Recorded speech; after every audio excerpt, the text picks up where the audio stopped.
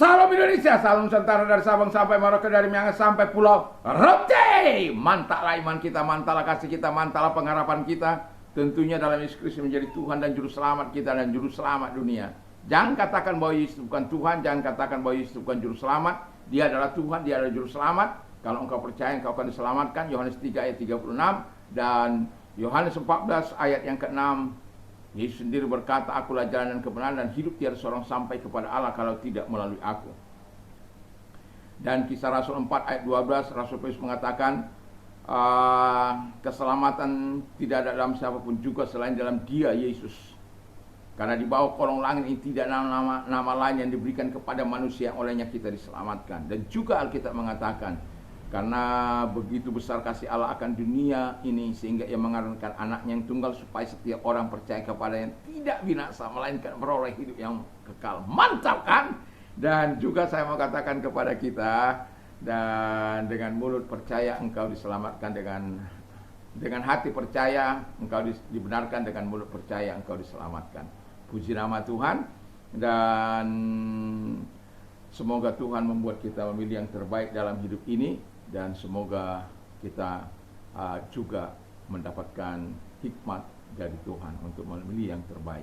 Tuhan Yesus memberkati. Selamat pagi bagi kita semuanya. Semoga kekuatan Tuhan, kekuatan firman, kekuatan Roh Kudus menyertai kita. Dan kita berdoa dalam nama Tuhan Yesus. Terima kasih Tuhan. Biarlah kami hidup dalam penuh dengan Roh Kudus dalam nama Yesus. Haleluya. Amin. Saya akan membaca Efesus 5 ayat yang ke-18. Dan janganlah kamu mabuk oleh anggur, karena anggur menimbulkan hawa nafsu, tapi hendaklah kamu penuh dengan Roh Kudus. Hidup penuh Roh Kudus. Ketika kita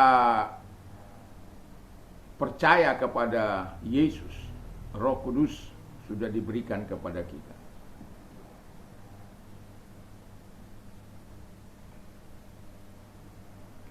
Tetapi apakah kita buat dia aktif atau pasif, itu tergantung kepada diri kita. Tetapi Alkitab mengatakan sebagai orang, Alkitab mengatakan dengan jelas, orang yang penuh dengan Roh Kudus, ia tidak akan hidup dalam mabuk anggur. Daerah saya ini cukup banyak orang yang sering mabuk. Saya sudah lihat ada banyak orang yang ketika mereka belum mabuk, atau katakan seperti biasa, mereka baik, mereka begitu bersahabat. Tapi ketika mereka mabuk, aduh, kata-kata kotor, hujatan, makian, cacian, kita nggak tahu. Tetapi saya tahu bahwa dia sedang mabuk.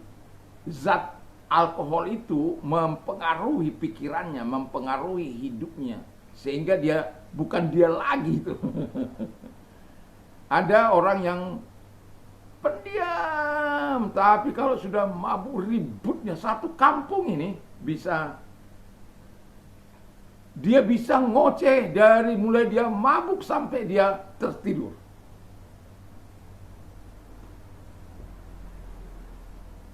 Itu sebabnya Alkitab katakan orang yang penuh dengan Roh Kudus tidak akan pernah mungkin mabuk anggur. Karena mabuk anggur membuat orang berbeda, lain. Ya, kalau orang Batak bilang iseho. Kalau sudah mau iseho asal talik katanya. Siapa engkau supaya kupok?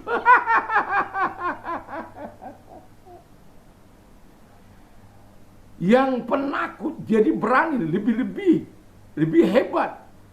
Dia merasa lebih hebat dari Mike Tyson, dari Rock Tang, dari Bukau, Bakau atau Bukau, atau dari Mike Tyson, dan atau itu siapa itu dari Filipina itu yang juara yang luar biasa itu, Manny Pacquiao. Wah, dia lebih hebat, semua ditantang. Saya tidak takut siapapun, general apa, macam-macam sudah, kata-kata ngelantur itu. Dan itu sebabnya Alkitab mengatakan, jangan mabuk anggur. Karena kalau engkau mabuk anggur bahaya. Akhirnya terjadi yang kedua. Makanya dikatakan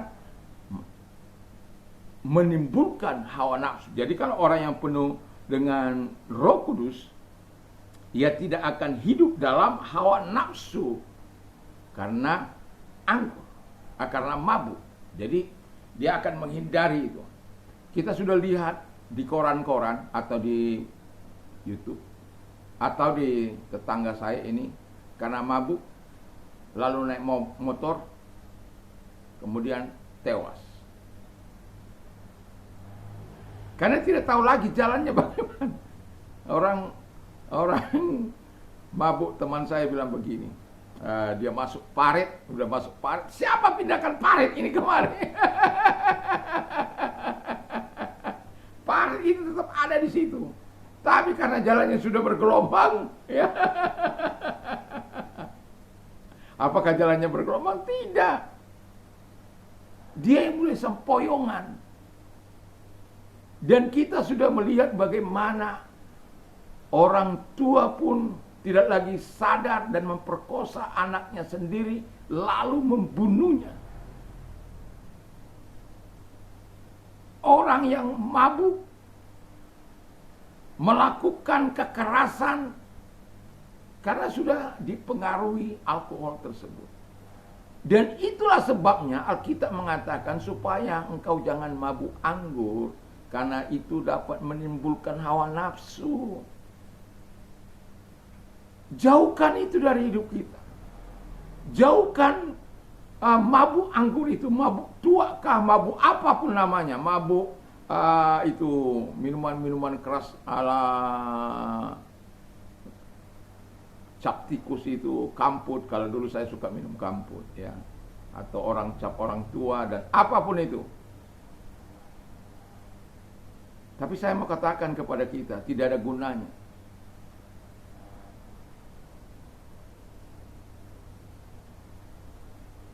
Itu hanya dilakukan orang-orang yang tidak bertobat, orang-orang yang tidak benar. Tapi kalau kita lihat, ada banyak orang percaya terlibat melakukan itu. Jangan lakukan. Kalau engkau terikat, minta pertolongan dari Tuhan. Supaya apa? Engkau dipenuhi dengan Roh Kudus-Nya. Itu sebabnya dikatakan supaya engkau penuh dengan Roh Kudus. Dan Alkitab mengatakan ketika engkau penuh dengan Roh Kudus, maka sesuatu yang indah akan terjadi dalam kehidupanmu. Dan orang yang penuh Roh Kudus, ia tidak akan hidup dalam mabuk anggur, tetapi hidup penuh Roh Kudus. Haleluya. Jadi orang yang hidup penuh dengan Roh Kudus itu juga dia berbeda. Bayangkan, ya, saya pernah saksikan ada orang yang sukanya mabuk, lalu kemudian melakukan kekerasan di kampung di China ini, di China. Lalu kemudian dia mengalami pertemuan dengan Tuhan Yesus dan Roh Kudus memenuhi hidupnya. Lalu kemudian dia orang kampung tahu dia sudah bertobat, dia sangat baik, suka menolong dan minta maaf kepada mereka yang pernah disakitinya. Lalu dia hidup dalam kebenaran. Lalu orang datang ke penginjil ke daerah itu, apakah Anda sudah pernah membaca Injil? Ya, mereka katakan tidak pernah membaca Injil, tetapi mereka sudah melihat Injil. Bagaimana Anda bisa melihat Injil sementara Anda tidak pernah membaca?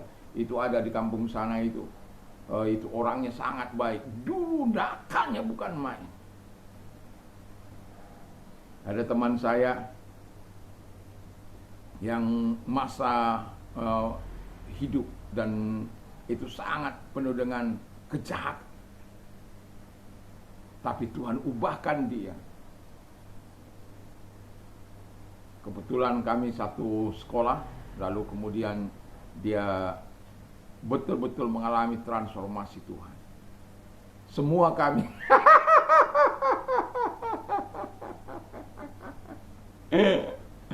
Aduh. Itu adalah orang-orang yang mengalami transformasi Tuhan, ya, mengalami Roh Kudus dalam kehidupan ini. Walaupun awal-awal begitu luar biasa, tetapi kita akan mengalami transformasi yang Tuhan lakukan dalam diri kita. Dia menjadi orang yang berbeda dari sebelumnya.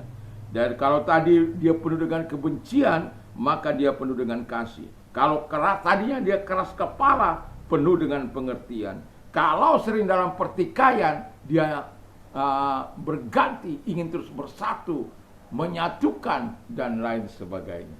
Dan orang yang tadinya serakah, itu menjadi murah hati. Perubahan terjadi di dalam kehidupannya. Dia menikmati. Dan itulah sebabnya Alkitab katakan, jangan mabuk anggur.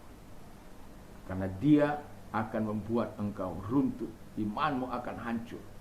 Tapi kalau engkau penuh dengan Roh Kudus, engkau hidup penuh dengan Roh Kudus, engkau akan menikmati indahnya hidup bersama dengan Tuhan, indahnya hidup bersama sesama. Walaupun mungkin engkau disakiti,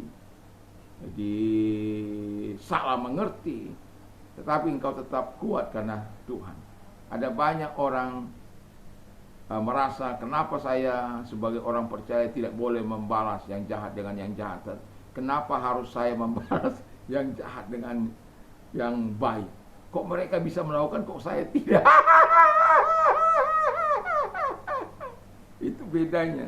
Engkau jadi orang yang berbeda karena Kristus.